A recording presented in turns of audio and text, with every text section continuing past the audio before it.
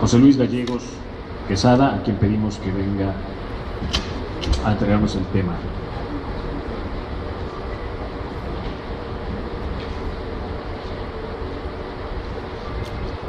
Él nos presenta el tema La comunicación humana.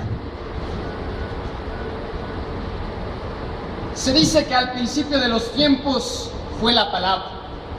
El mismo relato se tiene en los diálogos de Platón, cuando a Sócrates se le pregunta en la plaza pública qué es lo que diferencia al ser humano del resto de los animales.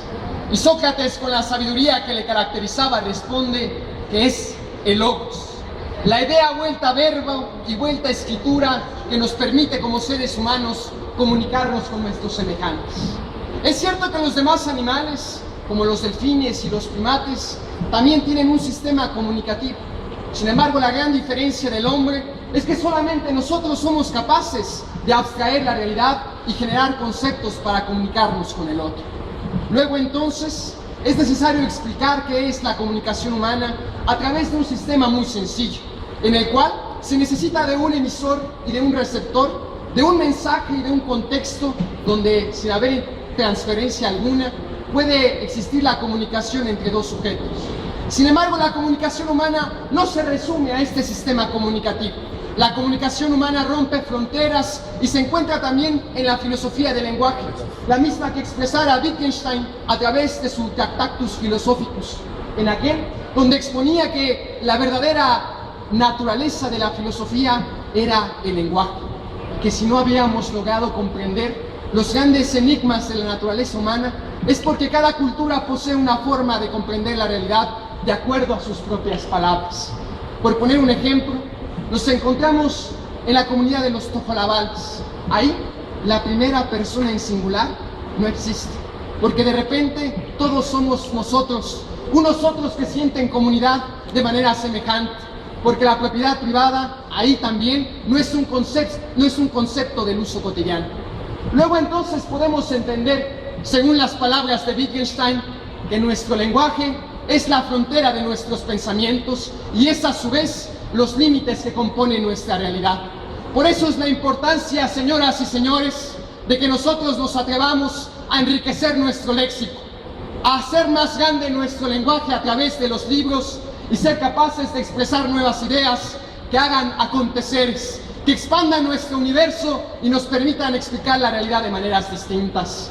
Porque ¿qué sería del trabajador si no tuviera el concepto de la plusvalía, si no a través de ella pudiera comprender la explotación de la que es víctima a manos de la burguesía, que bien definía Carlos Marx en su libro El Capital?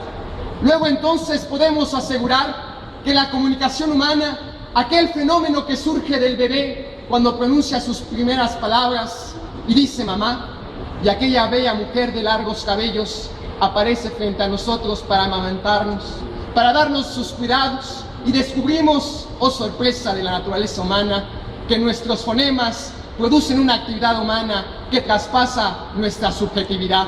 Comprendemos entonces, a manera de soser, que existe un significado y un significante, que las palabras acompañan aquellas interpretaciones que nosotros damos de la realidad, y que entonces es necesario defender la libertad del lenguaje para que seamos capaces de transformar nuestro mundo.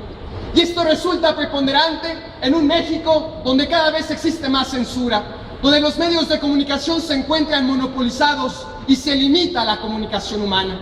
No podemos permitir que en México el periodismo corra más peligro y más violencia que en países como Irak o como en Irán.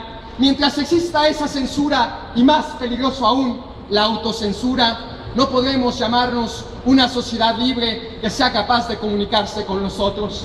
Porque precisamente era Jürgen Habermas quien decía que existen actos estratégicos, pero sobre todo existen acciones comunicativas, que no buscan convencer, sino buscan contraponer ideas, buscan generar una dialéctica del pensamiento, generar una tesis y una antítesis, para solamente entonces buscar una síntesis que nos hermane a todos y que permita vislumbrar un progreso humano.